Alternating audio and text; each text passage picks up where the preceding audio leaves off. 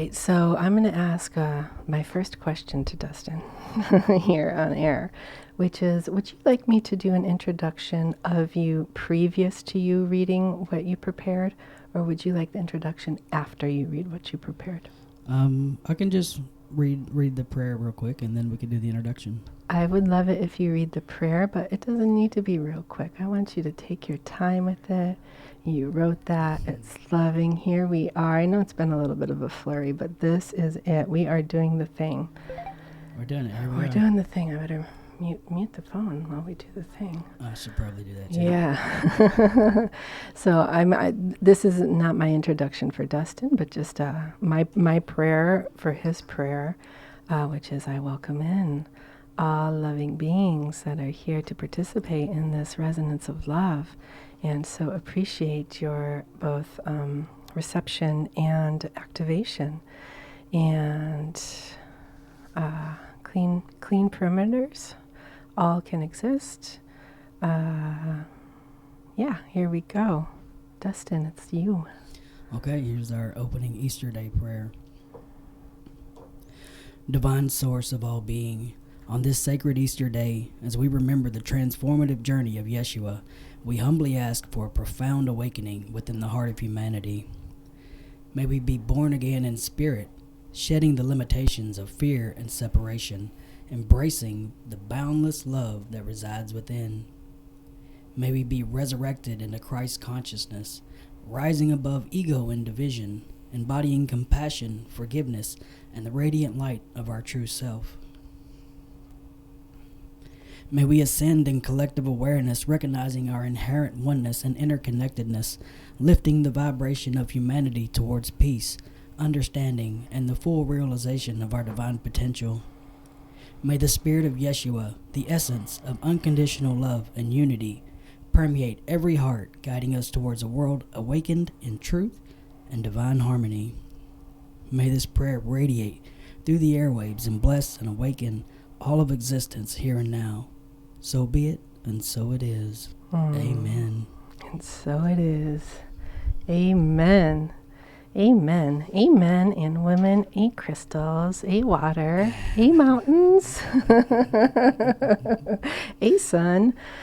All right, so here we are. I'm going to do my introduction. And it might be a bit of a long-ranging introduction, because in a way, we're both trying to figure things out, and I'm realizing I want to face Dustin, and I'm not. So you're going to listen to sounds of me moving around in my mind, trying to get this all together here. Better check my levels. I think my levels are pretty good.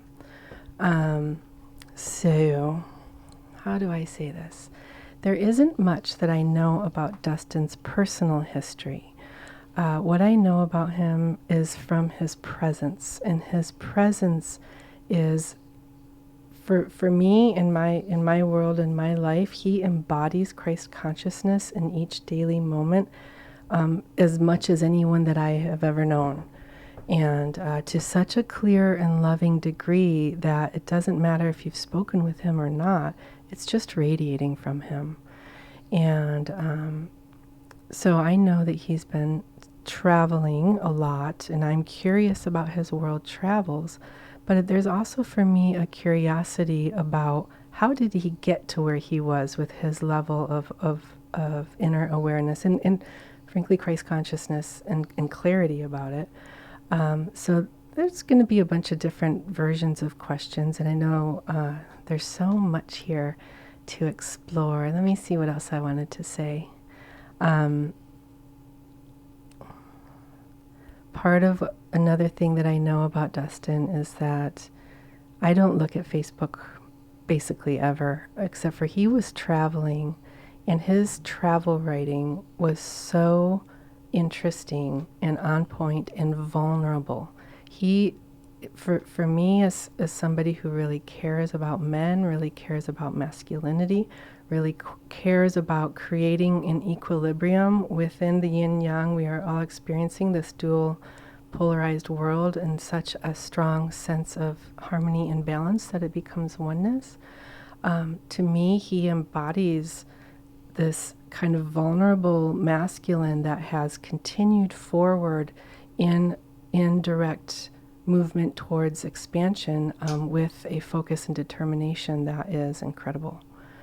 So there you are, Dustin. Wow. That was beautiful. Thank you.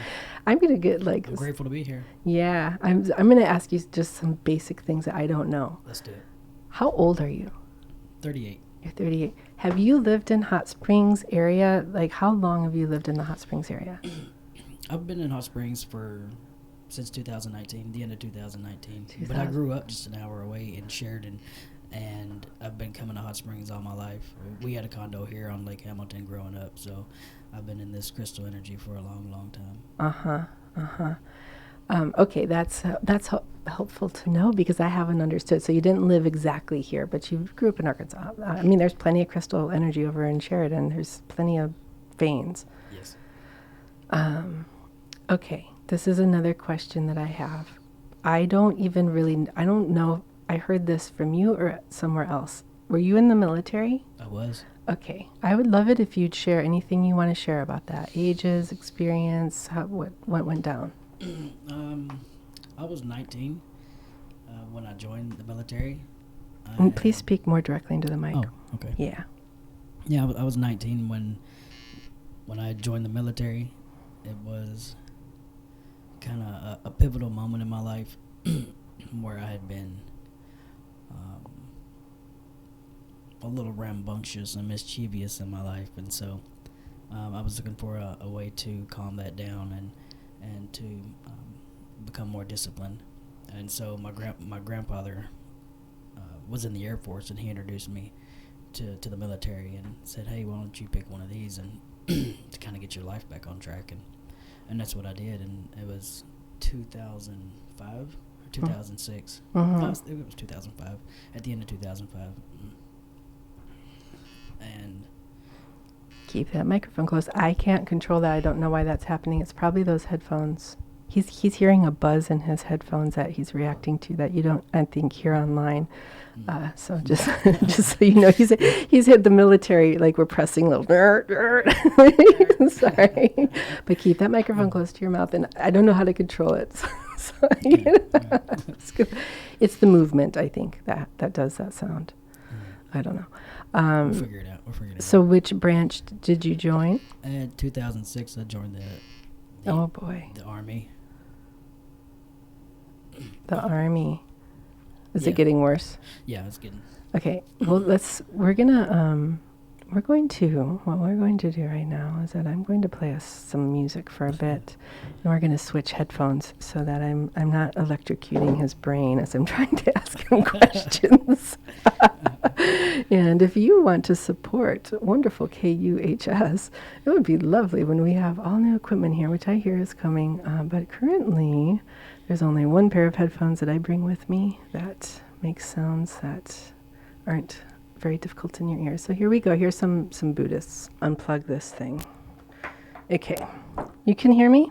Is this working? Is this broadcasting? I can hear you wonderfully. Okay. So I set myself on fire a little bit in between from the candle, and it smells in here. So Dustin's going to talk for a minute while I plug in my headphones and am able to hear myself and clear the air a bit. Go ahead, Dustin. Okay. Yeah, so I'll continue with my story. In 2006, I joined the military, the United States Army, specifically the Arkansas National Guard. And I did my training in South Carolina for boot camp, and I did my AIT as an automated logistical specialist. Automated logistical specialist. What does that actually mean? Well, for me, it was shipping and receiving, dispatching vehicles, and keeping track of the warehouse. What was now I'm off. Do I sound fuzzy to you, or is it just these headphones? No, Okay. it's just the headphones. Just these headphones. All right. Yeah. We've got one good pair of headphones to share between 4 ears. So you're going to have to listen to it. Many ears. So did you travel a lot with the military then, or was it all in the U.S.? No, I was with the military I touched down in Ireland, Germany, Romania, Kuwait, and Iraq. I Wow. served a year in Iraq during the Iraqi War. During the Iraqi war. And what year was that? 08 to 09. Oh, 08 to 09. See, I'm so out of touch that to me, I don't even know there was an Iraqi war in 08 to 09. Like, is that terrible? Like you're a veteran of it, and I'm sitting here telling you I didn't even know it existed. It lasted a long time for sure. That was when Bush was like, mission accomplished, shock and awe. Was that when he did the shock and awe thing? And he's like, we're going to shock and awe them for 2 weeks, and that's going to make everything better. And then it wasn't better. Maybe. So, but I tell you, when I went over there, I didn't do automated logistical specialist duties. I did infantry duties when I went over there. So they put me. I was supposed to be in headquarters, but they placed me into an infantry unit. was it a mistake, or was it they No. told you one thing and then it became another thing? And No, they just separated us with what they felt like we would be best at. So infantry means you were doing what? For the first 6 months, I was doing tower duty, garden operation, or garden camp slayer on the Baghdad International Airport. There's like 5 bases connected to it, and we was on the outside base to protect the airport and the route between there and Camp Prosperity, which is a very dangerous route. Camp Prosperity. Is it okay I'm asking this many questions about this? Because I'm Absolutely. so curious. I will be curious for ad infinity about anything. So just so you know. So this is 2008 and 9, and I think of you as a very expanded spiritually person now. And this is kind of midway point. What was your inner world like at that time? I was completely unconscious of my true self and my natural state. I grew up with still being just naturally a kind, loving, compassionate soul, and a very giving, but I had a distorted reality of my purpose and why I was here and who I was, and so I didn't live from that heart-centered consciousness. Uh-huh. I'm curious because I didn't live it. I don't know what it's like. What were the distortions that you embraced or that were true for you at that time? Well, the one, we was all separate. That'd be the main thing. That I knew that there was deep down, of course, we all know that there's a inherent oneness to all of life, but I was not aware of that in my daily life, and so I just lived from a state of separation from ego. How can I could fulfill my desires? How can I be, really it's just, how can I do me? And your desires at the time. So you're in the military, you've been in for a while, you're in a war. What are your desires? My desires was to have a better life, because I was, I had been in and out of juvenile system since I was like 12 years old. Oh. And so I had done really well in a boot camp when I was 12, and did that for 3 months, and I really excelled in that. And so that's why I knew that I would be good in the military, because a structured environment I'd do really well in. But if I don't have that structure, I just kind of go wild. Mm-hmm. Is it okay if I ask you about your habits? So I don't know, but I want to ask a question, but I don't I'm asking your permission. What kind of habits? I don't know. Were there some alcohol I did all and of that them. kinds of thing? I did all of them. From the time you were how old? Like 11. Like 11. Yeah. And so that kind of was part of the juvie in and out stuff. Was that all that kind of thing? Yeah, absolutely.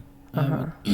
I guess looking back at it in retrospect, as stepping into preteen, becoming a teenager, you kind of go through these stages of trying to find out who you are, and you start having these hormones, and you're trying to connect an identity to a personality trait, and so, just trying to find myself, and I wasn't able to, so what I clinged on to was not so much,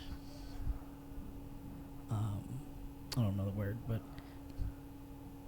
it definitely didn't fit into normal society culture. Right. So you knew you were outside, but you didn't know what version of outside, and you kept trying to find one, but it just became trouble, and then you went into the military, and then that was a structure which you excelled at because you're good at structure. This is me repeating back to you and asking you if this is correct, because this is what I'm getting.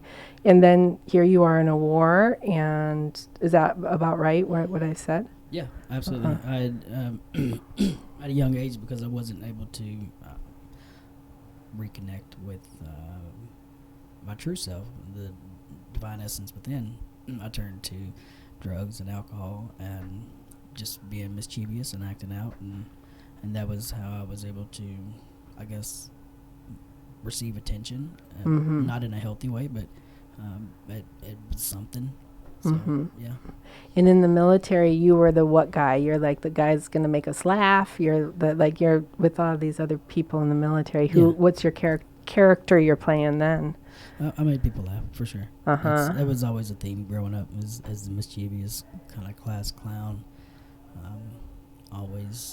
I love to make people smile, so sometimes I took it a little too far, but you know. Do you want to tell a funny too far story? You don't need to, but I would love a story of too far. Nothing's coming to my mind at the moment. Yeah. So what happened? So you're in Iraq. What did something happen? In Iraq, well, I did the towers for 6 months, and like the first day we got there, we had mortar rounds coming in, sirens going off, alarms going off, alerting us that mortar rounds are being shot into our base and stuff. And so that was kind of a shock, but not so much because we expect. Was your gone? Yep. Oops. Hello, everybody. I managed to do something wild, and I apologize a great deal for that loud sound in the. We're resurrecting right now. We just died. Somehow this cord pressed a button. The button that controls everything was pressed when I went to go pour Dustin water.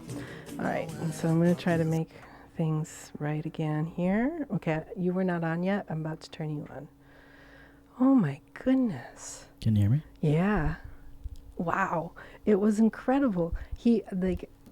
I was like, I'm going to pour him a glass of easily accessible water because I brought all this stuff. And then I reached over, and I guess the cord from my headphones touched the one button that turns off all sound. And it took that little bit to figure that out. All right, here we are. Whoa, that was fun. It was like it blew up. I mean, you were saying mortar rounds. It was like a mortar round just came in, and your brain gets crazy, right?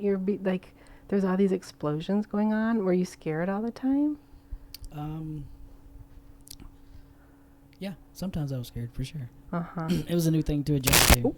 It became a normal part of the daily life, but a lot of times they didn't come in and explode because we had an automatic machine. I forget the name of it. It's not the iTask. It's been a while. It's been 15 years, but over 15 years. It's some machine that whenever it detects rounds coming in, like RPGs and mortar rounds, and it automatically calculates the location of it and shoots some rounds. Yeah. So there's all this high-tech stuff happening all the time. Most of the time, this was a long time ago. Yeah, most of the time it took out the target, but sometimes they came in. So did you end up getting injured in some way at some point? Maybe not in Iraq? Getting injured? Yeah, in the military? No. Oh, okay. For some reason I had the idea. I didn't know. Yes. Okay. So what? So. I mean, I get a disability from the VA, but it's for PTSD. It's not like. So okay, PTSD. So what? So you got discharged, and what year was that? 2010. And you had served what? How long had you served at that point? I did 4 years. 4 years, Yeah. and you were like, get me out of here. Or It was just time. it was just time. And when I came back from Iraq, I took a job in Mississippi in the full-time military, training soldiers who were deploying to combat zones, and so I was op forward. So I was constantly getting them prepared for what lies ahead, and so. So you were in it still. You were still in it. Yeah. The mindset. Yes.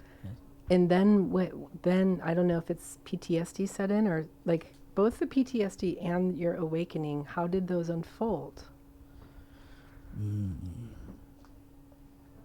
That's a good question. If you want to talk about something else, we can. We're on my line of thinking, and you have a whole amazing line of thinking that he's so prepared, and we have lots of time. I hope we still have. I have notes. We have an hour and 15 minutes, but I am happy to go wherever you want, and I want to make sure you're good with where we're going. Yeah. So how did PTSD? What was it like for you, and was it a long time? Tell me, what about that? Well, I won't talk about it too much. So, okay. But yeah, it's just a thing for being over there for a year and constantly going through these alarms going off and rounds coming in. RPGs got shot over us. Yeah, we blew up bombs and stuff. Stressful. The whole thing is so stressful. Yeah. And do you think that had something to do with your cultivation of your own spirituality? Well, I'm sure it had something to do with it. I haven't correlated all the dots of going back through my past. Some of them I've been able to see and reconnect in retrospect, like my childhood and stuff like that, and teenage years. But I don't feel like I've correlated too much of it to the military. Though I mean, it was a very valid experience to get me to where I'm at, to experience being who I am today. And so I'm very grateful for it. And, So tell me whatever is chronologically who you are today. I experience as somebody very different than who we're talking about then. So how did that happen? What happened for you? What was your? Well, I'd say like 2014, maybe 2017. 2014, I started going through a shift and transformation. And it had been happening years before, but I think it was really profound in 2014. I had really attached myself to alcohol and drugs, and I was looking for a way to get out of that pattern and that habit. And so I started going to rehab at the VA. Actually, I started going there in, I think, 2012. And yeah, I went back and forth through that because there was years of trauma and pain and attachment to identity and trauma. And it took many years. I think I went back and forth to the VA, the PTSD and drug abuse, like 12 or 13 different times. That's a lot. Yeah. That's a lot of hopefulness, and then I messed it up, or I don't know. I can't imagine what that's like. That sounds really hard. Well, it became like a safe place for me to get away from what I was creating in my life, which was just pure distortion. So I knew that deep down in our soul, we all know that there's so much more, and so each time I went, I think it was my soul like pulling me back, like, hey, we got to go this way, we got to stop this. And So were there spiritual elements to the rehab you were going to? No, not until I think, and I think 2020, maybe not 2017, they started introducing Eastern philosophy techniques and incorporating that into the VA system, which is a big deal. So, but they didn't see it as like a religious thing. It's just these Eastern practices are natural techniques that we can use to bring us back to center. So what were you introduced to more or less exactly that kind of? Well, I'll tell you what helped me shift. Yeah. And this was in the big shift. I think it was like 2017. I'd found this book called I am something. I am something. I am. Good. Okay. And it helped me rewire my thinking from thinking that I'm not the creator of my reality. Meaning, what I experience is because of what's inside of me and what's going through my mind and my brain and stuff, and that's projected outwardly and on the screen, and we get to see it. And so I finally started connecting those dots and realizing that, hey, I can shift this. It's been me this whole time. Like, what? Yeah. Nobody told me. What emotions were, when you realized that, what emotions came up for you? Well, I'd say it's just a sense of clarity, remembrance, peace. Yeah, and it was an evolving thing, and so I got into in 2019. I got into, because I was still going back to my addictions and stuff. And Yeah, it takes a while. I'd go back and forth, and nobody understood why, including myself. But I was on my path and figuring it out. And so in 2019, I reconnected with psychedelics, plant medicines, and meditation, and these things profoundly shifted my reality and completely broke down what I thought was reality. It just completely shattered that. And so, wow, I was like, yeah, more, please. Shatter more. More. Dissolve the ego, dissolve the false self, and and even that, it came with a lot of figuring it out, trials and stuff like that. Because there's so many different ways to do it, and they also can be addictive. And given my background, I wanted to make sure that I wasn't using them in the wrong way. Totally. I mean that's a lot of trust. Yeah. A lot of trust. Like, you're showing so much trust right now. I just want to take a moment to appreciate the amount of trust you're showing in this moment, sharing all of this stuff about yourself. Thank you. It's really a big deal. It's amazing, and I honor it so much. Thank you. Yeah, it's the only way we can help others is by being real. I could get on here and be fake, but that wouldn't resonate with anybody, and it wouldn't help anybody move into beyond the ego self, or realize that there's something more. There's another way. So only by being real and leading with love can we make a transformation in the world. What I have to look at the time and see, because I have to say it. Oh, we've got 7 minutes till I have to say the thing. So how did you navigate having a essentially detrimental relationship to what we would use a general term of drugs, to trusting these plants in such a way that I recognize them as medicine and am responsible, and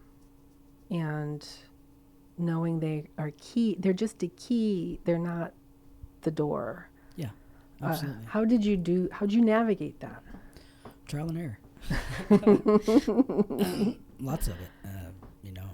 I started doing them by myself, and so I was just navigating it by myself, and with trust and spirit, and that I was being led into something greater than what I had known before, and it just felt right, and synchronicities kept happening, signs, numbers, meeting people.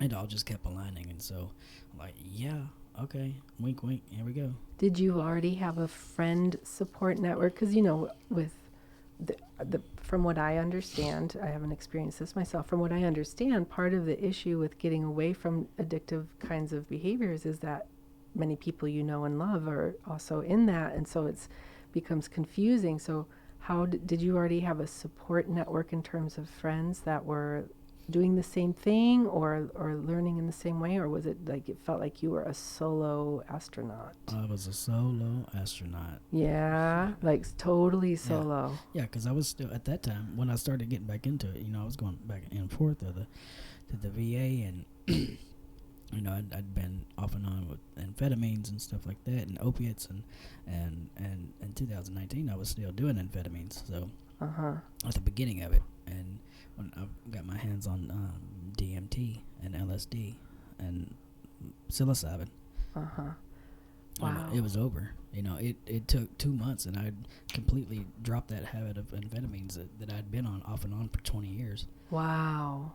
Wow. And you did it solo. I did it solo, yeah. And like you'd said, you know, I was our environment, my environment was totally, that's all that was in my environment with those kind of people, which I'm so grateful for, and I love them, and I wish them all well. But I completely had to walk away from that. I had to leave everybody. I had to leave everything that I knew so that I could create something new. Wow. I'm just feeling waves of like, whoa. And that's when I moved to Hot Springs, 2019. 19. So that was part of the getting away from the whole thing. You're going to move here. And you knew, like, what was it that drew you here? Well, I'd talked to my mother a few times about coming to Hot Springs, but what actually shifted, it just shifted in a day. The woman that I was with, off and on, I was at her house, we had kind of gotten into it. And, well, first I went through this, I'll tell you this part. I went through this whole experience after having these awakenings through these plant medicines and meditation and stillness and silence, and I got laid off at my job. It was that time, and people were getting laid off, and then I was going through this shift, and I just started giving everything that I owned away.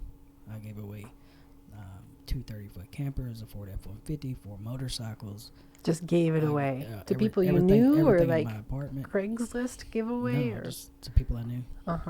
Gave it all away. And I put a tent on both sides of the Arkansas River, and I kept my car. It's the only thing I kept, pretty much, and some clothes.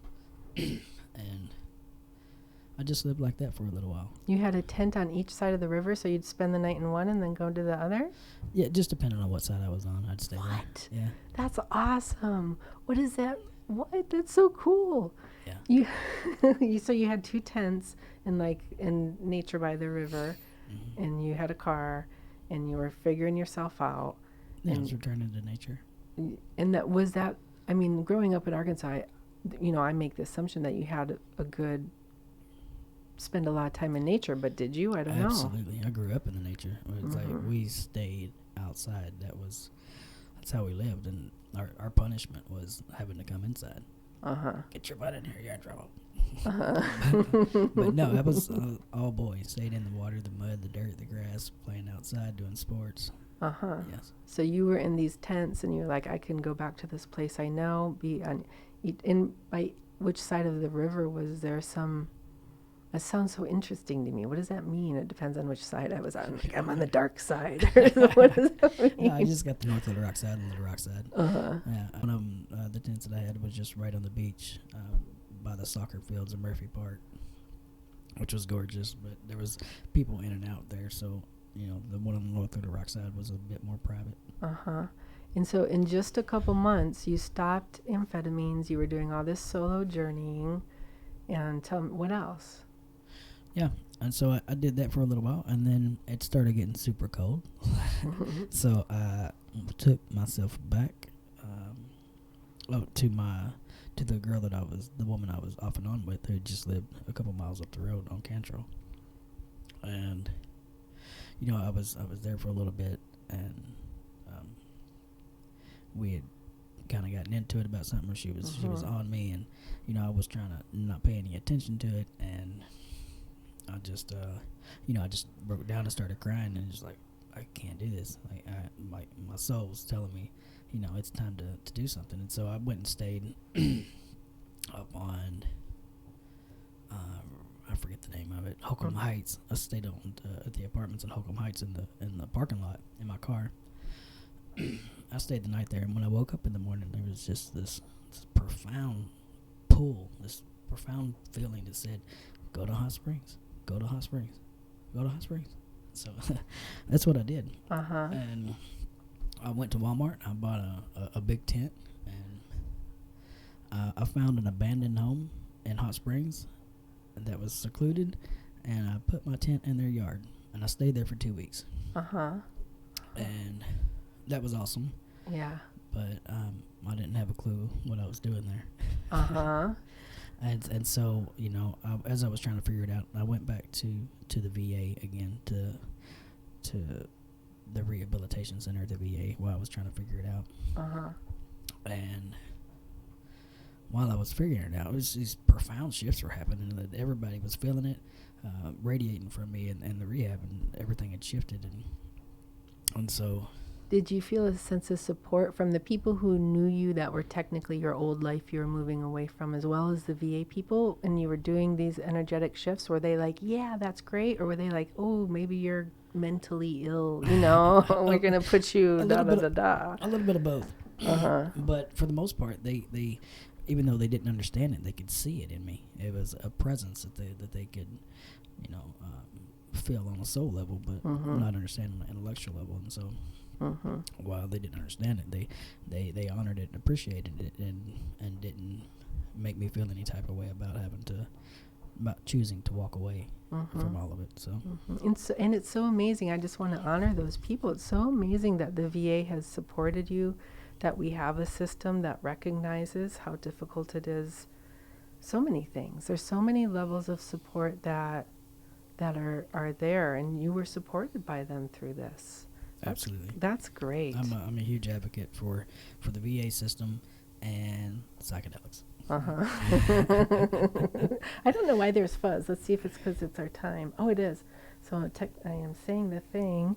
You are listening to Love Now. This is Seabird. I'm talking to Dustin Ramsey.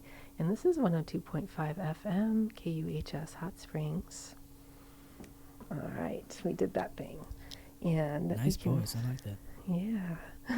Do you need a drink break, a bathroom break, a little music comfortable break, or do you want to keep talking? Let's keep talking. Okay. I hear this fuzz that I don't know. Do you hear a fuzz, or is it my headphones? No, I hear it, dude. It came out of nowhere. Where is that sound coming from? If only I knew.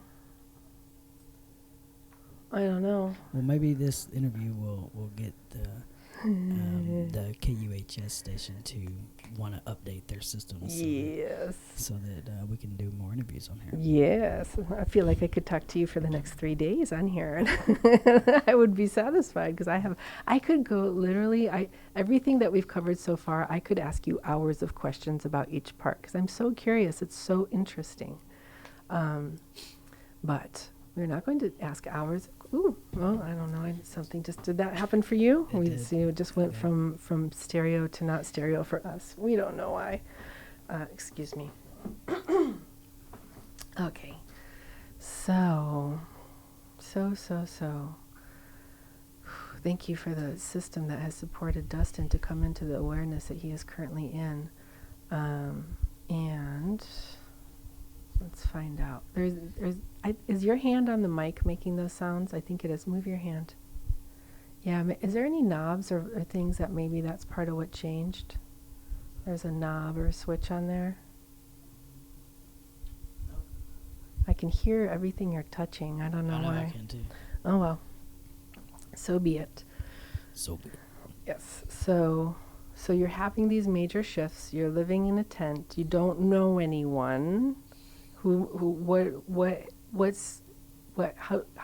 you're going to the VA meeting people there, but what other people are coming up? Or are you just staying in your tent and you're like, I'm in my tent? Or no, I would go out, and I was the awareness of oneness and love had awakened within me on a profound level, and there was just so much joy radiating from me. Because I had this newfound awareness, or actually a remembrance of who and what we are as expressions of love. And so I kept having these profound conversations and meetings, divine appointments with people, and I was still going to New Life Church, I think, and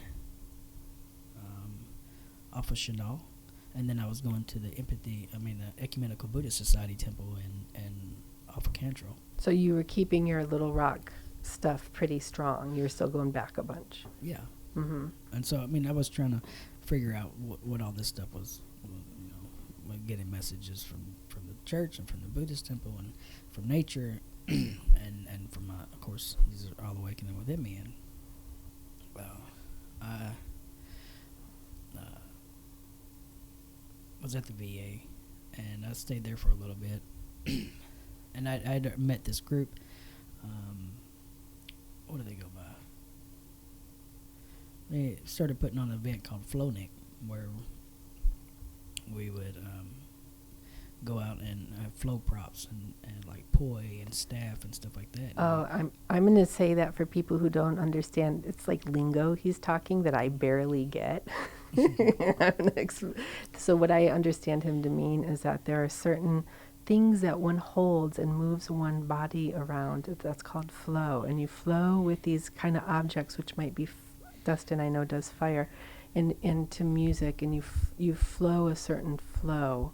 Is that what you're saying with those words? Yes. Okay. Yes.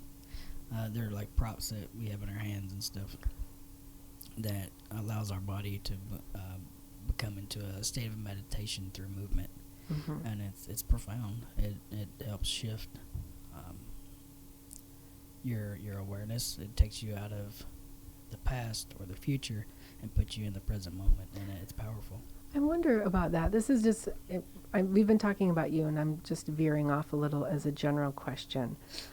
Because personally, I know fewer men who have gone through an experience like you're describing than women. I know a lot more women who have a wider awareness. And I wonder if you would think that the flow, because it's an embodiment practice instead of a mental or stillness practice, that would actually in some way assist men more because there's an action to it and a movement to it. I don't know. Quite possibly. Yeah, I know in the communities, from what I've seen, there's definitely more men who do it. So it very well could be. Huh. And so you got into that. You were doing that with people. You met people that way. Yeah, I'd started, let's see, and I think October of 2019, I went to my first music festival, Wakan, the very first one, and up in Mulberry Mountain. And it was the day I got out of rehab at the VA. Uh-huh. And my friend Stu here in Hot Springs, the local here in Stu. Had you just met him? Had you recently met him? Yeah, I had met him through a couple different friends and met him at the Flownik, and we had a couple different run-ins, and he had told me to come move in with him. He was like, dude, get out of there, come move in with me in Hot Springs. He's got this huge manor. It's gorgeous. It's a Victorian manor. It's so gorgeous. And so I did that, but the day that I left the VA, I went to a music festival with a friend, Jordan Danehauer. And wow, that just completely blew my mind. Like, people were dressing up all crazy, and like as fairies and bunnies and all different kinds of things. Everybody was dressed up in their costumes because it was just, they were just expressing themselves. And some of them were half naked, and everybody was doing psychedelics and wow, I had never experienced that before. And of course, I jumped full in and dosed on quite a bit of things. Ooh. So you had a little bit of culture shock, and then you mixed that culture shock with some more expansive medicines. Absolutely. And are there points in this story at which you, and I'm sorry if I'm trying to probe for this, but there's a part of me that's like, you don't need the medicines. Why do you have to have the medicines? It isn't, but I'm not. Maybe you did. I don't know what's right for you. My question is there times when you're like, oh, I relied on that stuff too much, or oh, it something. I definitely had points where I was overdoing it, and it didn't take too much to bring it to reel it back in, because became surrounded with friends who would mirror that back. So, but for me, they were a huge. I wouldn't be sitting in the seat right now had I not had those experiences, every single one of them. And so, I'm so grateful for them. And they don't have to be used to come into this state of awareness, and they can help accelerate you into this state of awareness if you choose to partake in them. Mm-hmm. And if you can, do it through ceremonies in a more professional setting. And these other ways help me get to where I'm at, so I can't say that don't do it. Right. Yeah. I won't say don't do it because I know what it did for me. Yeah. Yeah. So you found festivals. It blew your mind, and you were like, "I'm all in." You jumped in, and then what? Yeah, that was a completely transformative experience and culture shock. Wow, I love this. Let's do it. Uh-huh. And so I'd moved in with, came to Hot Springs. After that, moved in with Stu, an amazing guy, and a very colorful guy. Yeah, a complex human, just like you. Yes, turns out. Yeah, he's a wizard of sorts, and so he was very educated in plant medicines, and he had a PhD in pleasure and having a good time, parties and stuff like that, and so. Mm-hmm. Yeah, so I started stepping into that on a different level. And so did you start asking yourself, oops, let me just look at any feedbacks I've got here in case they're important. Ooh, closer to the microphone. I'm getting a feedback for you to be closer to the microphone, but I know you have it like up to your mouth. Yeah. But I'm just telling you, I just got that. And that's something else. Okay. So I'm imagining, so that's why my question is like this. I'm imagining that you're starting to ask yourself, like, what am I going to do in the world with this energy? I mean, being it is enough, and I know being it is enough, but also we have days and time, and did you start thinking about that? Well, so I guess I skipped a part. It's and at the end of 2019, before I went to this festival, I guess around summertime of 2019, I was at the VA, and I received like this bright flash of light in my third eye, just like a chong, and I had this vision or remembrance, and that I was supposed to start a movement called Global Unified Body of Love and Consciousness. Ooh, so Global Unified Body of Consciousness? Of Love and Consciousness. Of love. So what are the initials? Gublak. Gublak. I had to start Gublacking. Yeah, it's a mouthful. Uh-huh. So say it again one more time slowly, please. Global Unified Body of Love and Consciousness. Uh-huh. So what is the vision? No, the mission is to spread the message of oneness and love, to raise the vibration of the collective consciousness for the reawakening of our true self within the human experience. Which is what we're doing right now. That's what we're doing right now. And what we each do every day to the best of our abilities, soul brother. Indeed.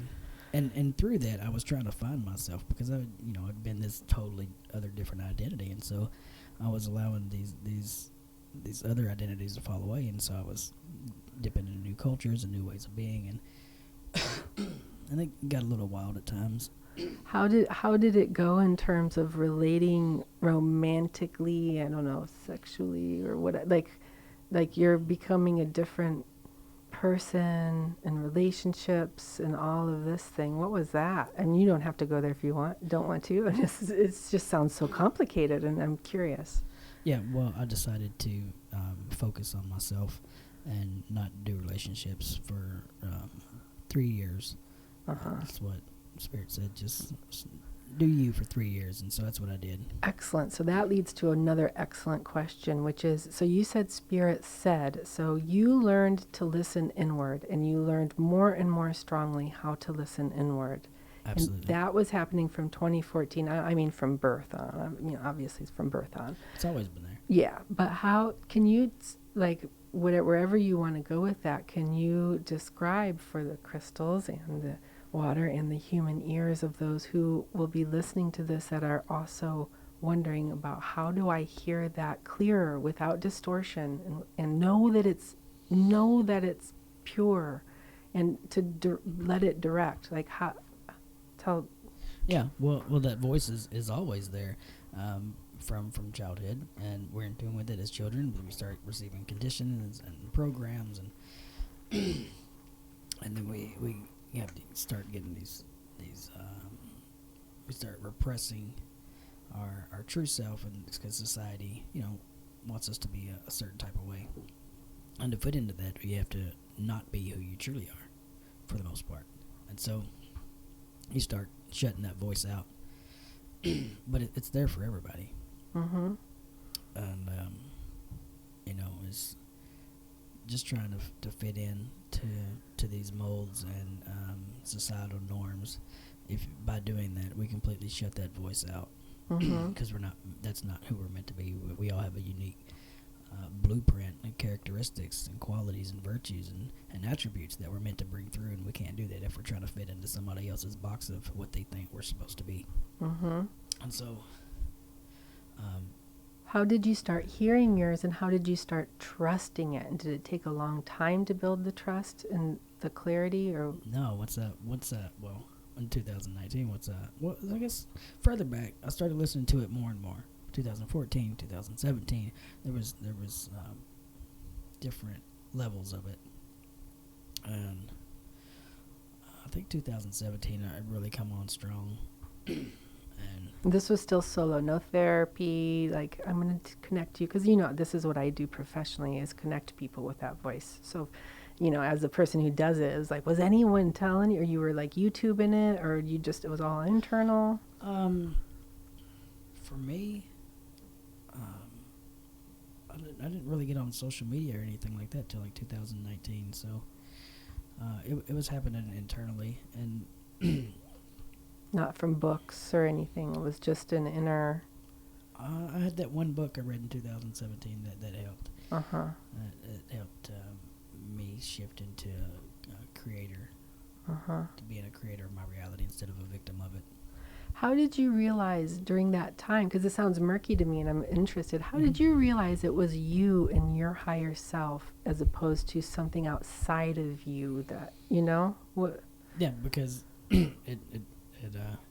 drew me to want to be a more authentic and kind and compassionate person. But when I listened to it, it drew me into feeling more connected to truth and to just goodness and joy. And so the other voice doesn't. It leads me astray. And I just got to a point where I was tired of going astray. And so the only thing that made sense was okay, I've done this other part, but I haven't listened to this. So why don't I listen to this and see what happens? Right. And everything was shifting me to that. So. And what I hear you say, and I'm going to ask you, though, is you're using your emotions as an indicator, because you named a lot of emotions that you were like, I'm going to go towards those ones. And astray you didn't name, but was that an action indicator or an emotion indicator, what is astray? When astray? Yeah, like when it was like, I've gone that way and it didn't work. Was it because I felt angry, or was it because like other people, I did it? I felt disconnected. You felt disconnected. Yeah. I didn't know who I was. I felt lost. I felt like an outcast because I didn't fit into societal norms, and I refused to do that. But I didn't do it in a way that was connected to source, but just in a rebellious kind of way of, well, this doesn't work, so I'm gonna do it my way. And so, but then you decided to start kind of following these sensations of joy, of goodness, of compassion. You named some other words there. Love, sweet love. Yeah. In 2019, I'd had this profound experience that the only thing that made sense to me anymore was to completely follow this inner voice and this inner knowing that had awakened within me. And nothing else mattered other than to follow this inner knowing and this inner voice. Were there times when you were like, I thought that was the inner voice, but it was actually blah blah blah? No, it's at times I think about it. I'm like, well, this happened and this happened, but no, it's always been that.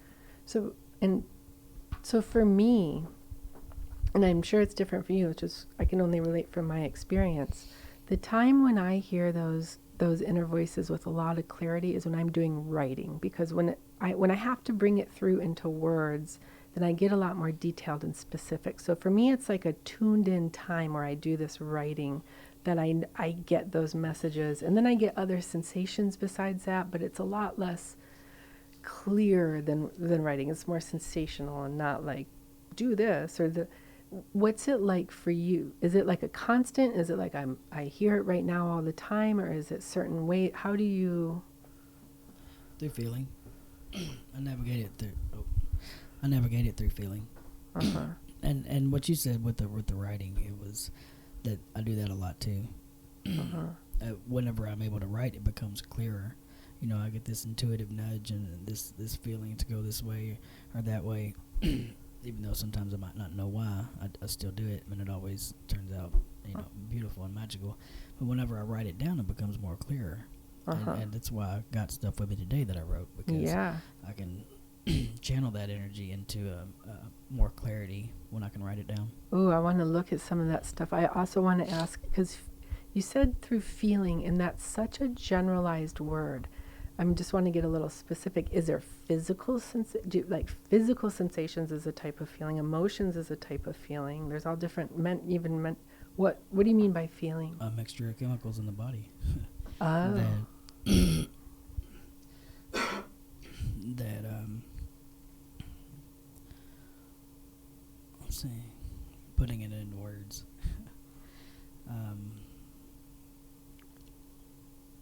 Yeah. I don't guess I really know how to explain it. Yeah. It's just it's a knowing in there that this is what feels right. I don't guess I've ever tried to define feelings. Is it that leads me to another question, was the responses you would get from others. Was that part of, like, when you feel that something is you're clear in your purpose and you're clear in your movement towards it, is it as though others respond in a certain way and you can sense that, or not, like others don't really even have anything to do with it? Like outside validation? I mean, yeah, I guess that's what I'm asking, if that's something, what that's like for you. Well, whenever I walk in my purpose and just spreading oneness and love, spreading the awareness of oneness and love, just simply being love, and remembering that we're all interconnected and one, and it just naturally happens. And so, I think some of what you're writing, I think I'm trying to ask you a question that is actually stuff that you've written about. So you go ahead, take it. What have you got written here? Like, what is the walking in love? What is the walking in beingness for you? I think that's what I'm asking, okay. in a confused way. That I wrote down is about the travels and stuff like that. Oh yeah. Well, here's we're getting there. We're doing good. Let's see what time it is. But yeah, we got perfect amount of time to talk about this stuff. So. Okay, so we were kind of getting some clarity on what it is like for you to listen inwards, which is the answer is always, it's a completely personal thing and different for everybody, and it changes even internally for everybody. There is no answer to that question. So is there anything? So you started the Gublak.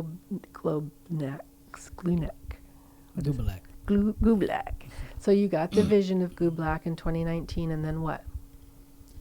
I just started the path of returning to my true self, my divine nature. So I was on a path of finding myself, which you call like the dark night of the soul, walking away from everything and starting from scratch. allowing those old identities to die, and to integrate them. And yeah, the vision was to create events that promoted holistic healing and create those kind of environments. And I'd found some communities here that was already in resonance with that, and we created a tribe here, Serotonin Tribe. Well, yeah, it was already created, but we helped amplify that presence here in Hot Springs in a big way. We started creating events and having gatherings and stuff where we would bring people together and dance and just have fun and have healing experiences. Mm-hmm. And the Star Portal here was a huge support system for that transition for me. Mm-hmm. Mm-hmm. And then, so you did a bunch here. You were in Hot Springs, kind of starting events, going to events, expanding your awareness. Yeah, I was going to all kind of events. I was signing up for all kinds of things because I wanted to feel and experience all these different modalities of ways that people connected to healing, to source, to their spiritual essence, and from to their past, to their childhood wounds. So yeah, I did all these different things, past life regressions, and medicine retreats, different plant medicines and stuff like that. So yeah. And then when it's a journey. Yeah, I'm still on it. It's a never-ending journey. That's the fun part. Exactly. We just get to enjoy it more and more as time unfolds. So you started. So this is all in the Arkansas kind of general area, and then how long ago did you get an impulse to start going out of Arkansas? What do you mean, like traveling? Yeah. Well, that would have been a part of the vision, because it's a global unified body. And so it just took a little while to be in alignment with that vibration to be able to manifest it. So because I had still had lots of debt and lots of fines and warrants. Oh boy! So you had from past life. I mean, not past life, but right. from past encounters with the law and stuff. So you had to do a lot of disentangling financially and legally and karmically. Yes, absolutely. Wow. So you did. Yeah, $12,000 later. $12,000 later. Yeah, probably actually more than that. But yeah, it was a process, and but it's finally complete. It's wrapped up, and so once I started paying all that stuff off, then I was able to get a passport. And then off I go. Yeah, and you've been going everywhere. It's incredible. It's incredible. Obviously, I don't know all the places, and people listening, and the crystals. Can you just, I don't know if you can, name off, what did this start about a year and a half ago? It started the day after my birthday, July 9th. No, I left on my birthday, July 8th. Oh, wow. Last year. July 8th last year. So a year and... Not even a year. Oh, not even a year? That's hard for me to believe because you've been so many places. Okay, just name a list. Vietnam, Philippines, Thailand, Korea, Germany, China, Japan, Egypt, and Mexico is where I've been in that time. You're really good at being on airplanes. I like flying high. It seems like when I'm in the air, there's always some kind of solar thing going on too, like an eclipse or, a full moon or something like that. So I enjoy being up there. So that's a lot of places in a short amount of time. And how is the mission going? Where do you want to go with this? There's so many interesting things, where do you... Well, it's all, the mystery is unfolding itself, and so though I have a general overview of it, I don't have a full proof plan. I'm just following where Spirit's leading me. I'm walking by faith and not by sight, and allowing it to unfold. And I'm still finding myself and my voice and my truth and my courage and and so I'm not rushing it and just allowing it to unfold. And So do you? So for me, and the way that that I tune in to nature and the land, and there are certain ways that I work with other groups and planetarily, which the loose term that seems to be arising to reference this is called grid work. yes, So so could you give your definition? I gave a weird sketch right there. What would you call grid work? what would I call grid work? Would be to consciously put our intentions into what I do. Is consciously put my intentions into crystals and gems, and put them into the ground or in water to elevate the frequency of Earth, to bring healing energies, to help humanity reconnect to the network of consciousness, to just permeate that energy throughout the whole Earth, and to connect different power points in different areas through the work that we're doing. It lights up a grid. Mm-hmm. So when you're going to a place, what it like? I know you're listening, and it's going to be different every time. But is there some kind of general parameters of the way you were doing your crystal intentions and placing? Are other people involved? And Just wherever I move to go, I always carry crystals with me, and magically sometimes that I just end up in a ceremony where people are already doing it, and so I just add my energy to that and my intentions. uh-huh. But yeah, I put crystals in the water everywhere I go, Mm-hmm. more or less. As I'm traveling, it's more in the water because it's a lot easier that way rather than carrying a shovel with me. Right, right. Well, plus the water is water is the thing. Yeah. It's gonna connect the fastest, easiest, and clearest. Absolutely. And so tell me about, what are the waters around the world telling you when you're communicating with them and connecting with the crystals? What are you hearing from the water in all those different places? I know many things, but is there some general? What I hear from the waters. Mm-hmm. I don't really know. I guess I talk to water a lot, Yeah. so I listen to water quite a bit. Maybe you don't. So let me ask a question that's tailored to you. When you're tuned in doing that, what are you hearing? What's Just an intuitive nudge mm-hmm. to go and do this. And what are you feeling in your heart? Like, what are your words? What's on your paper? What is the message? How is the oneness coming about? Well, I mean, the way that I do it, I don't put too much thought into these things. It just naturally happens, and so I don't plan them. I just show up, and I have a crystal, and some intentions want to come through or connect to spirit, my higher self, and sometimes some galactic beings, and receive a transmission, put it in the crystal, and then put it into the water. Mm-hmm. So it's not like this planned out thing that I do. It just naturally happens. Mm-hmm. Are there some themes in the transmissions? Awaken, return to center, return to our axis, forgiveness, compassion, healing the different traumatic energies that happen in certain locations, wars and stuff like that. Mm-hmm. The basic overall message is just to put in like an ascension column of light, to beam and radiate this compassionate, loving energy that knows that we're all one and we're all connected, and that returning to that and returning to love is the only way that we're going to shift the consciousness of the planet. Mm-hmm. Mm-hmm.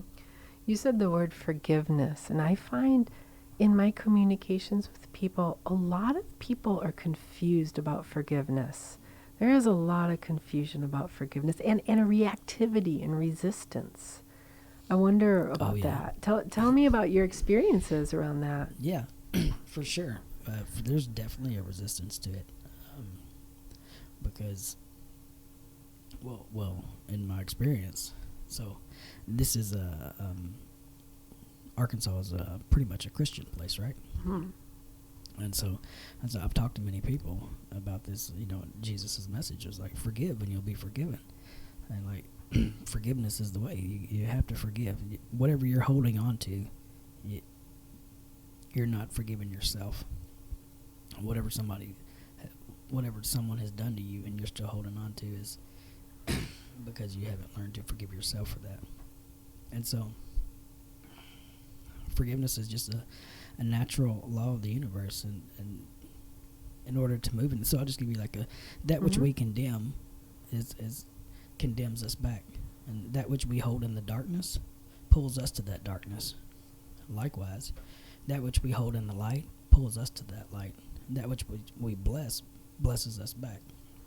It's just the natural law of oneness. And so if we're holding these resentments and these angers and these traumas, and this person did this and I'll never forgive them, then you cannot be in a state of coherence, because there's a distortion within you. And so I found this and here in Arkansas a lot, and around the world, where people love Jesus but don't want to follow his teachings. It's a clear teaching. If you don't forgive others, you can't be forgiven.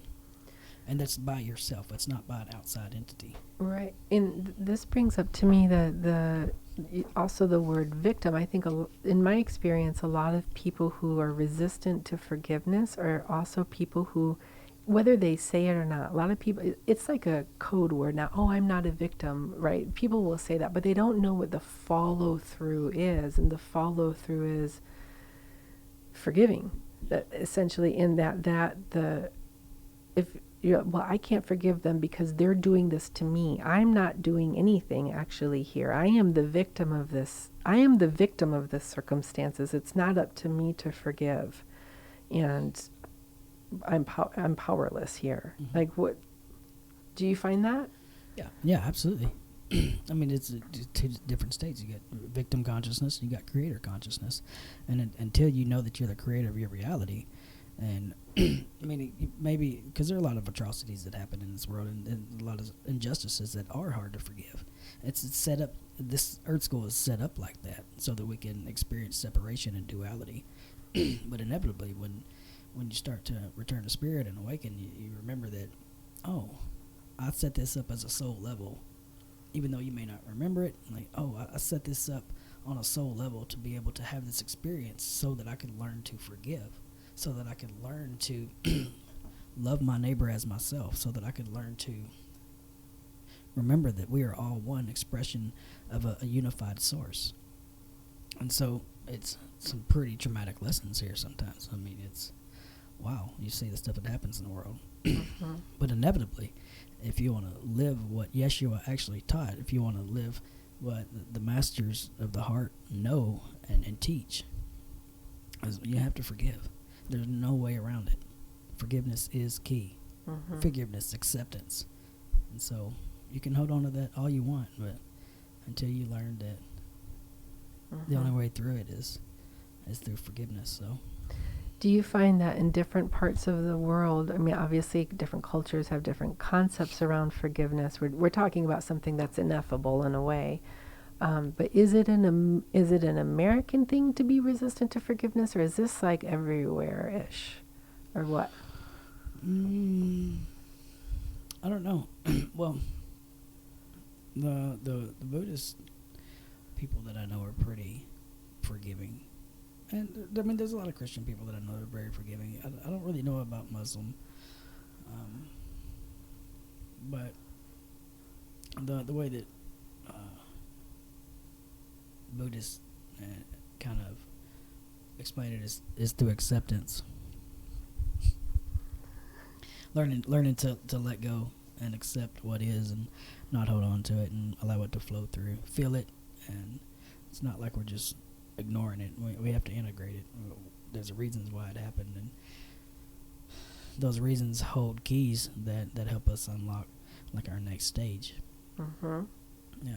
So a theme for forgiveness worldwide, we all need it.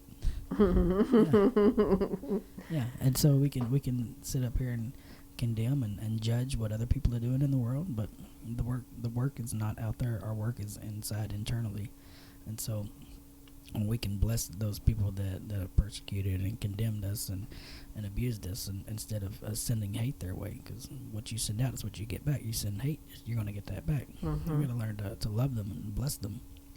Mm-hmm. Yeah, I think, and that for me brings up the word responsibility, which is another one of these complex words that of taking responsibility as a creator being, Mm-hmm. and that the blessing, the responsibility of doing the blessing, is the responsibility of receiving the blessing. And I don't even know about responsibility in other cultures and the way it's different approached. I don't know. What else? What else is on your? What else in your notes? Like, kind of what things are we touching on here? Well, I kind of went through some themes of. So, following the vision I received 6 years ago, global unified body of love and consciousness finally got to an alignment where I can travel and go and connect different networks and tap into different cultures. What I found through it all is that understanding our inherent oneness. Closer. Yes. That understanding our inherent oneness and leading with love is the key, and can contribute to a higher vibration for humanity. And when we recognize our shared essence, fear and division dissolve, making way for understanding, empathy, and cooperation. Mm-hmm. This shift in awareness in the collective consciousness is key to a more peaceful and harmonious world. Mm-hmm. So in a daily way, like practical way, what is leading with love to you? Like, what does this look like? It's easy. Yeah? Yeah. It's really simple. You just, but it takes practice. It takes practice. And what I do personally is just constantly keeping my awareness that everything outside of me is a reflection of me, and everything outside of me is one with me. So what I do is I'm wholeheartedly working on loving myself, all of me. And so to love myself, I have to love everything outside, regardless of what it looks like, which means to recognize the light within all beings as an expression of the one creator. Mm-hmm. And so leading with love is to honor that light within all beings, and being kind and gentle and merciful and compassionate and giving, forgiving, and just being of service in every possible opportunity. Leading with love is just like opening a door, telling someone hello, smiling at someone, letting people know you love them, even if they're a stranger. Just telling people. And what leading with love looks like being authentic and expressing yourself regardless of what others may think about you. Because I wear some pretty wild outfits, and oh man, I was going to say that in my introduction. I was definitely going to talk about your style in my introduction, and I forgot that part. But yes, you look good. Thank you. It's what resonates within me since I came into this state, is being colorful, because we're all rays of the rainbow, and so I dress how I want to dress. I dress how I feel, and I feel colorful. I feel bright. And I don't worry about what others think about that. And my friend Stu actually helped me step into that. So shout out to Stu. Mm-hmm. Yeah, Stu looks good too. Mm-hmm. So when you're leading with love and doing this, and then reactivity is drawn out from you, right? That whatever's happened, where it's like, I did my best, but suddenly, I don't know, like when the estray comes up, what happens? Yeah. So I still have moments where I forget who I am. I have moments where I'm still triggered and still have emotional reactions that don't reflect truth, that don't reflect love in moments. And it's just a natural state of evolving, as all these things that I've suppressed and that we've suppressed for I'll just speak about me. All the things that I've suppressed for so many years have to come back up. They have to be seen. They have to be integrated. They have to be loved. And this is years and years of unconscious behavior. So it's a process of allowing it to come up and to be seen. And sometimes it's not pretty, but I have to love that too. When it's not pretty, when it's messy, because life is messy sometimes. Do you have certain tools or techniques that you rely on that is like, oh, I can see right now I'm in it, and this is my this is my next step once I recognize I'm in it? Well, sometimes when I'm in it, Yeah, I know. I've been in it. I've been in it plenty. It takes a while. Yes, there's the time. Yes, sometimes you're in it, and sometimes the answer is, I've just got to be in it. Let me be in this. Why am I trying to get out of this? Yeah, absolutely. There's that, and a lot of times it's there. It's still an unconscious behavior, but we're in a state where you can see it clearly without reacting to it. So a lot of times it is like that. There's a clarity to it, and I was like, oh, okay, I see that. I'm not going to react the way that I normally would have. I'm going to give this some attention and some love, and I'm going to see it for what it is, and I'm going to integrate it, and yeah. Right. So I'm kind of referencing something you said earlier about you were guided to not have relationships for 3 years previously. So that was like basically a pre-tool, so that a bunch of stuff didn't arise, I would imagine. And then that was like a tool that you used not being in relationships. And so is it, are there, like, for instance, for me, I might, and I bet you're really good at this. Like if I'm feeling angry, then I am going to let my body express that anger. I'm going to find a place where I can yell out loud and sit, not at a person and not at anything, but I'm going to let the expression flow through me rather than simmer in me. And same physically. Like I might dance hard, I might do something else so that I express this anger not just out of my body, not at something. And so those are the kind, I could name a million tools that I like and love, and I'm asking you, like, are there some that you're really into right now that's like, this is my standby for when I recognize I need it? Well, grounding myself, counting stuff on the wall. I'm doing a grounding technique there. Take my shoes off, go sit out, connected to the roots of the tree. Just lay on the ground, connect to the earth. Meditation, which can't always just immediately go into a meditation, but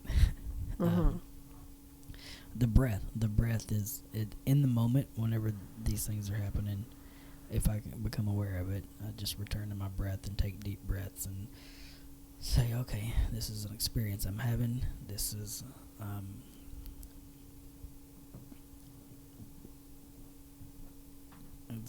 this is an experience I'm having, but it doesn't reflect exactly what I am inherently, which is one with all. And so when I can remember our inherent oneness, I can return to non-judgment, non-reactivity, and have more compassion for myself for initially feeling that way and building that behavior from the past. So I would love a travel story of a challenge where you had to do what you just described. Oh, wow. Yeah. So let's see, the first day of this year, I went into January 1st, 2025. I flew into Egypt at 6 o'clock in the morning, checked into my hotel, and immediately, first day of the year, I want to go to the pyramids. That's why I lined it up that way. And so that's what I did. And the people at the hotel they want your business. They want to be your guide. They want to set up your trip for you. They want you to do it through them so that they can, make money and stuff, which is understandable. And so I was like, yeah, take me to this and that. And everybody wants a tip over there, right? So immediately, okay, well, we signed you up for this. You give us a tip now. Tip. I'm like, what? You just did your job. Why am I tipping you? And so, I'm like, okay, give me a tip. And so they took me. Oh, they said, you want to go to this other place, this oils and herbs place. I was like, no, I want to go to the pyramids. I came here to go to the pyramids. I said, okay, you're driving. Okay, you want to go to this store first? You want to go to the pyramids? I want to go to the pyramids. So they kept, and actually they went like 30 minutes out of the way. I found out later that the pyramids was just 5 minutes behind us this way, or maybe like 7 minutes this way. But they went all the way around this way while they was continuously asking me this. But I said the pyramids, all I got to do is go right there. I don't know. So finally I said, okay, I'll go to the store. Yeah. Yeah. So I went to the store, went in there, got some oil. What is that? I got Blue Lotus. It was mixed with some other stuff, Blue Lotus oil. It smelled really good. It was good. It was like $50. And I was like, okay, that's all I want. I don't even want this, to be honest, because I always give everything away. And so I don't really buy stuff on my trip because it makes my luggage weigh more, and I don't, I'm just going to give it away. Mm-hmm. But as I was walking out, hey, come look at this, and pulled me over there, all the herbs and stuff, and so I was like, okay, here's some Blue Lotus. I like Blue Lotus. I like drinking the tea. And so I said, yeah, I'll take that. How much? And he's like, don't worry about it. You're not. It's just a small transaction. $10 a gram. Okay, $10 a gram. Good. When I got to the register, he had poured a bunch into the bag, and it ended up being $160. He's like, don't worry about it. Just when we got there, it's not $10. It's $160. Mm-hmm. And 60, 160, 50. It's $200 I spent within 2 hours of being there that I don't have any plans of using this stuff with. Because I ended up buying it just so I could go. Wow, you paid it. You didn't argue. I didn't argue. It was my first time in Egypt. It's actually a very overpowering masculine energy there. That it's very persistent and consistent. And I had just gotten there and hadn't learned to say no to all of these people. But I know how to now. You know how to say no. I know how to say no. How do you say no? No. I say, no, thank you. No, thank you. A lot of times I bow. No, thank you. And then they'll keep following you, blah, blah, blah, blah. But just keep walking on. Mm-hmm. Yeah. Yeah. And so holding that, I was frustrated at myself for doing that, even though I allowed it to happen. I just wanted to get to the pyramids. I hopped back in my ride to go to the pyramids, and I was holding this frustration, this kind of anger at myself for allowing myself to buy stuff that I don't even want, just because I didn't know how to say no, But even though it was a new experience, I was still frustrated. And I'm finna go into these pyramids that I've wanted to go into for so long, but I'm frustrated and got a little anger there. Mm-hmm. And wow, I don't want this. It's I don't want to be having this experience right now, but I am, and it's there for a reason. And so, what is it trying to tell me? What is it trying to teach me? And I've been a people pleaser for a long time, and I've went along with a lot of things, just because I didn't know how to say no, just because I didn't know, didn't want to hurt other people's feelings. I didn't want to disappoint others because I had done that in my childhood so much in my teenage years. So I became a people pleaser, and so that was the lesson in that is, it's okay to hurt other people's feelings. It's okay to disappoint others, as long as you're in alignment with your truth and what resonates and feels good with you. And that may come naturally to some people, but as a part of my programming, it was a difficult thing to do. How did you discharge the energy before you went into the pyramids, or the pyramids did a thing, or like how did it play out in the moment? In the moment, it just the pyramids are powerful. Just going up and seeing those for the first time, it just kind of started to like, okay, this thing is happening, but look at where you're at. Like, why are you mad? Why are you frustrated? Look at the amazing place that you're at. People dream of coming to this place and never get to get here. Look, like, let it go. Like, it's it's absolutely okay to feel that. You know, you got some stuff to work on there, but let's be in this moment here, and let's enjoy and be grateful for what you're being allowed to experience. Yeah. I feel that way right now. I am so grateful being allowed to experience this with you. I feel that this is fascinating, and I can't believe 2 hours have passed. I know. Wow, it's 12:53, and I am hoping, look at that, I just got this one story at the end. I wanted to, in my imagination, it's like 2 hours of stories, but I need to know all this other stuff first. But I know you're about to leave, soon, right? Where are you going next? Yes, I'm moving to Vietnam. You're moving? I'm moving. You're not allowed to move. I'm moving. When? Well, I leave Hot Springs on Tuesday, and I'm going to go stay with my mother and my family and my son for a little while, and I'll fly out on the 28th. I had no idea. This is news to me. Yep. I didn't have any idea about this. Because my next thing was, when are you back from your next trip? And I get to hear more stories. But now I'm suddenly like, wait a minute. I don't, like, this isn't, how is that? That's what's happening in my brain right now. Yeah, it's super cheap. Vietnam is a super cheap place to live. And I've made some really beautiful connections there with Thank You Life Network. So I want to shout out to them, even though they can't hear me because they're in Vietnam. But I'm going to go over there and co-create and collaborate with them on some projects, doing some volunteer services and building up retreat centers, and just being of service to humanity. And I'm going to go over there and teach people how to fire dance, because it's something I'm really passionate about.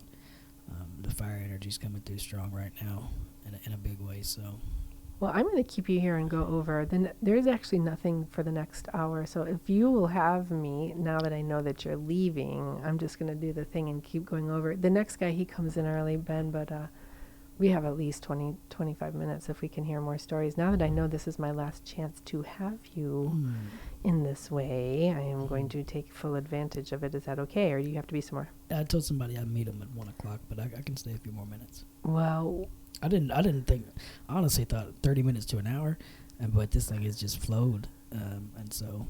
Well, there's so much more to. I mean, not that we can't do it online. Yeah. I'd like to. Okay. I think that that for me, there's so much juiciness and depth here, and part of it is just like, just getting to talk to somebody who's willing to show their journey and was like in the military and as straight as can be, like not being from Arkansas and moving here and interacting with a lot of people who have their own awakenings but are on the path but far or slow or something, it's like getting to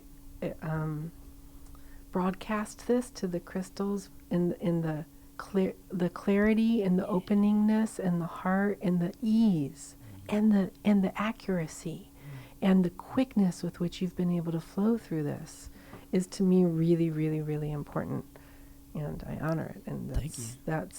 This is a new experience for me. It's the first time I've been interviewed on the radio, so I'm very grateful and feel honored that you had me on here as your first guest, and I know you're going to do amazing and wonderful things now, and I feel like this is going to bring you more interviews, and you're going to have more listeners, and you're going to start to be able to radiate your love now energy throughout the airwaves in a big way. Well, I hope we can set it up in Vietnam. If I can get maybe the computer setup will be easier than this this microphone set up here. But okay, so recognizing you're going to meet someone and we have a smaller amount of time left, what is there that you would like to broadcast in whatever way?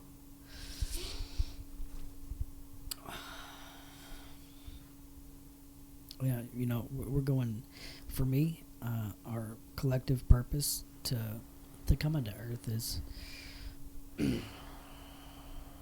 to raise the vibration of the planet collectively, and the only way that we can do that is by individually working on ourselves, because we're each a neuron in the network of consciousness. We're a neuron in the earth. If we're out of balance, we're bringing a cancer to the earth. But when we can live in harmony and with nature and with our brothers and sisters in a coherent heart and mind, coherent, balanced way, we can help shift the consciousness of the whole planet. And that's why we came here. We came to raise the vibration and the only way that I know how to do that is through love and remembering our inherent oneness with all of life. If we're constantly thinking that something outside of us is disconnected from us and judging it and condemning it, we're in those moments we have forgotten who we are. So by remembering who we are, which is pure innocence, yes, pure innocence, we can return to love. And when we return to love, it lights up the whole grid, the whole Earth star. Earth is a very sacred star, and we chose to came here because we have soul lessons and karma and stuff like that we have to play out, and those are a part of the things that we have to learn to untangle, doing shadow work, to bring those shadows into the light and realize that they're meant to be loved, and they're not something to be ashamed of or afraid of, but rather to be integrated within ourselves so that it can be integrated on a collective level. Because what's happening within us is happening on a global scale as well. And so forgiveness. It's big.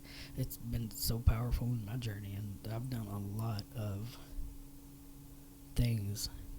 I've hurt a lot of people in my life, and because I didn't know no better. Even though I think I was supposed to know better, but I was disconnected from my spiritual essence, from my soul self, and until we remember that and reconnect with that, regardless of what tradition or religion or non-religion or mystical way, until we reconnect with that, we were just walking around lost. And when we're walking around lost, we have no purpose, and there's no real joy in that. And so let's help our brothers and sisters return to joy and find their purpose. And the way that I'm able to do that is just simply by being kind and gentle and loving and radiating love in every moment. And forgiving myself when I don't, because I have moments. It's a process. It's a journey. So, what I would want people to know is just that you can do it. Like I did it.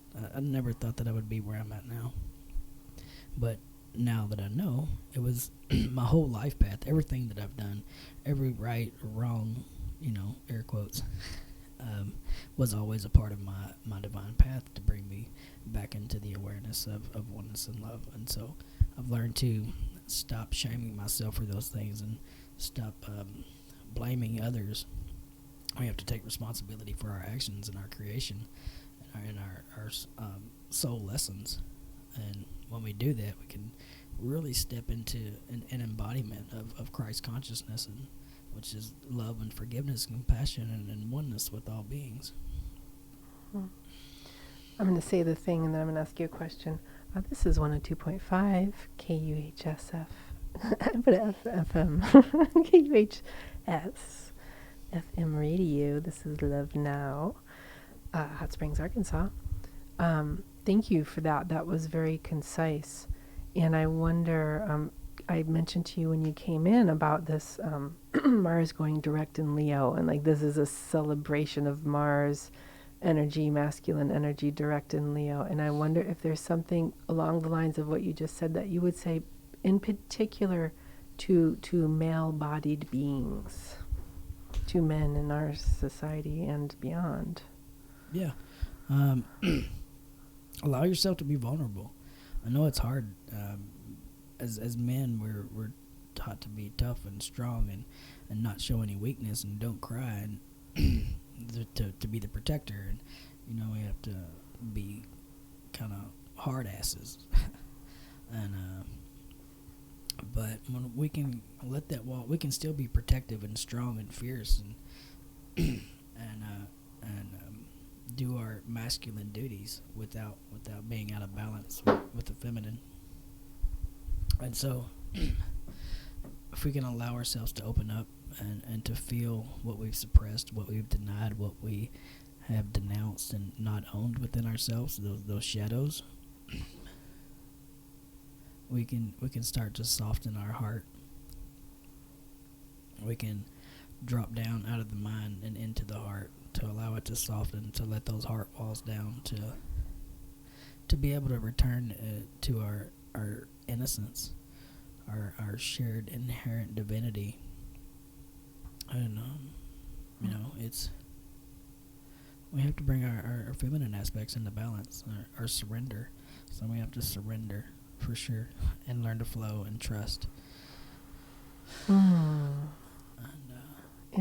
have a question about that. Since you solo manned your plant medicine journey, if somebody was doing, like, they're like, I hear what he's saying, and I have these walls that I don't even have any idea, but what advice would you give in terms of medicines and techniques? Well, I've seen it. It'll just, I feel like it happens naturally. You may have these walls built up for so long because society says this and it'll do this and that.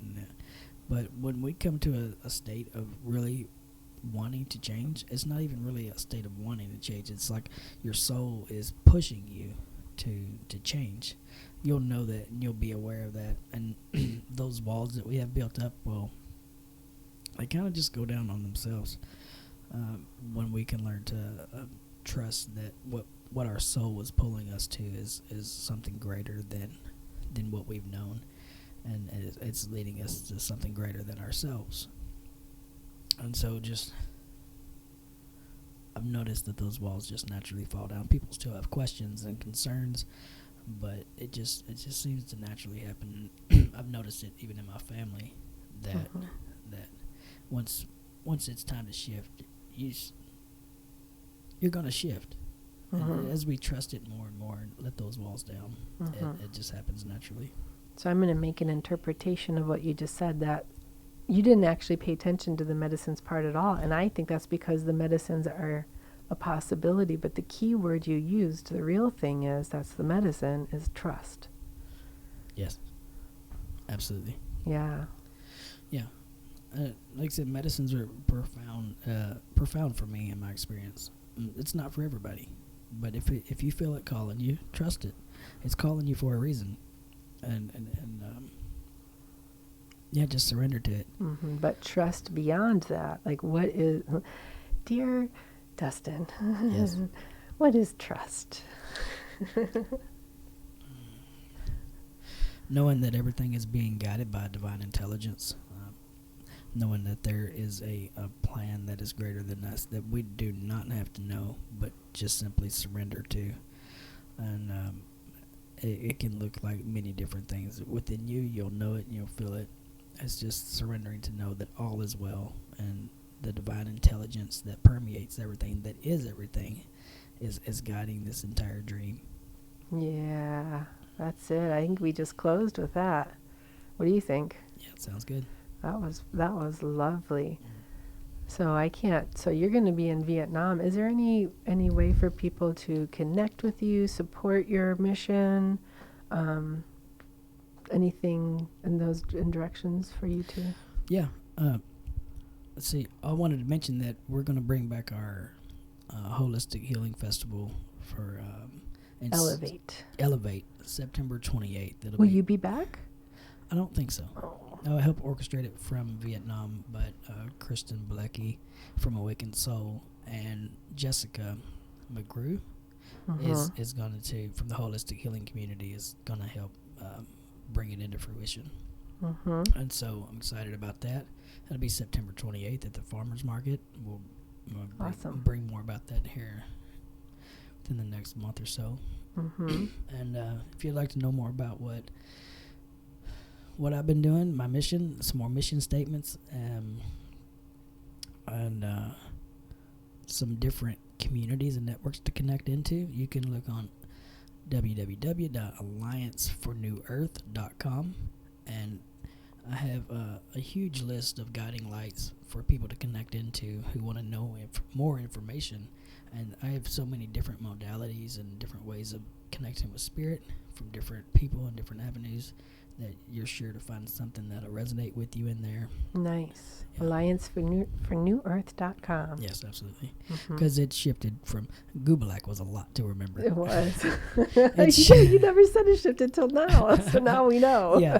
I kind of knew. I was like, are these two different things? No. All right, so it shifted has evolved. to Alliance for New Earth. Yes. So AllianceForNewEarth.com has a bunch of links. And what about learning about what you personally are doing? I don't like Facebook. You're literally, Dustin, the only reason I've looked at Facebook in years. Oh, wow. And it was really worth it. And then you said you were getting off, and I was like, cool, because I didn't look anyway. But I love what you were doing, and I could feel the power of what you were doing, and you shared it with me, and I felt supportive of it. So how? Yeah, well, just what you said right there, I've heard from many different people, and so it's led me to get over myself and keep posting. So, okay, so Facebook. I'm gonna not do it as much. Are you a personal person, or can you be like Alliance for New Earth or something, so that people who don't have to necessarily friend you? And I don't even get how that whole deal works. But anyway, I just know that I want this radio show in this moment to be a place where more people can tune in to the awesome you that you are. Yeah, you can friend me. I love friends. All right. It's just Dustin Ramsey. I think my profile picture right now is me meditating in Thailand with a logo saying "Thank You Life Network" around it. Okay. Anything else about that? About? I don't know. Ways for people to support you and tune into the good work you're doing. Yeah, just follow me on Facebook. On Instagram, it's Ascending Earth Angels 333. Oh boy, which I don't really get on there, but okay. My posts from Facebook go over to that. But as far as that, that's the only way to keep up with me right now is through Facebook, and I'll be putting more stuff up about what we're doing, about how to support and sponsor, to connect in with, and to learn more about as I travel throughout Vietnam, and I'm going to India in June, and Cambodia, and Israel. So I got some really amazing places to connect into that I'll be sharing about, which will hopefully resonate with a lot of people. Well, I hope it resonates with you to find some way to kind of disconnect from the media beast, which we've been mentioning, and somehow allow more access to you. Yes. And we'll see how that happens, how that unfolds. I definitely want that. And so I want to say so much thanks to you. It's just been so lovely just looking at you this whole time, just feeling this connection has been really great. And that we got to share it with the crystals and the water. And I'm going to give you crystals to take. I'm going to give you so many crystals. Yay. And the people who've been listening and the people who will be listening, this is what loving now looks like. This is what being it feels like. I hope you got to share in that feeling. And I think I'd have something lined up to do, and next I don't, so I got to turn this computer back on. Dustin's going to talk it while I figure out what I'm doing over here. Okay, yeah. To all the listeners who have tuned in to listen, thank you for listening. I hope this has inspired you to get out and travel more, to get out of your own way, to want to release some layers of identity that are most likely not serving you anymore.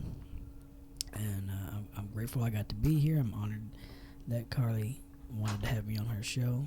And I'll be gone in Vietnam for a while, and I just want to let you all know that I love you. I love you. I love you. And each of us have the potential to step into our divinity. And it's innately there, and inherently we all will do this. And so we can keep putting it off, or we can step into it. And I'm holding space for all of humanity to step into it and return to wholeness. And love is the way that we do that. So I love you all, and thank you, Carly. Yeah. And so I pulled up a list here. I'm going to let you choose. Since we started with some Daniel Higgs, I'm going to close with Daniel Higgs. I can't decide which one, so you can help me decide. We've got hoof prints on the ceiling of your mind, say God, root and bow, or tumble down. Let's say God. All right.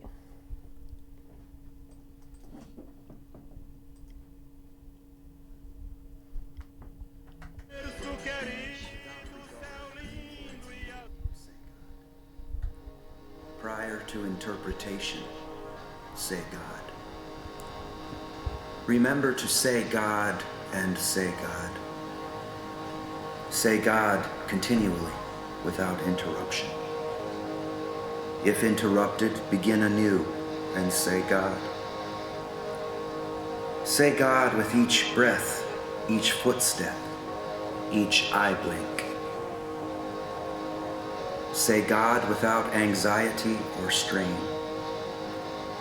Say God like a river of God's sayings.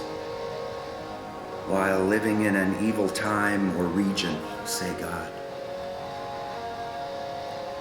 In throes of mounting bliss, say God.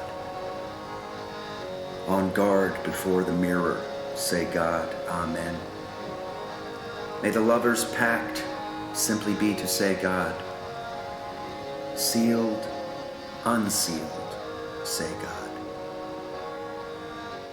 Between certainty and doubt, say God.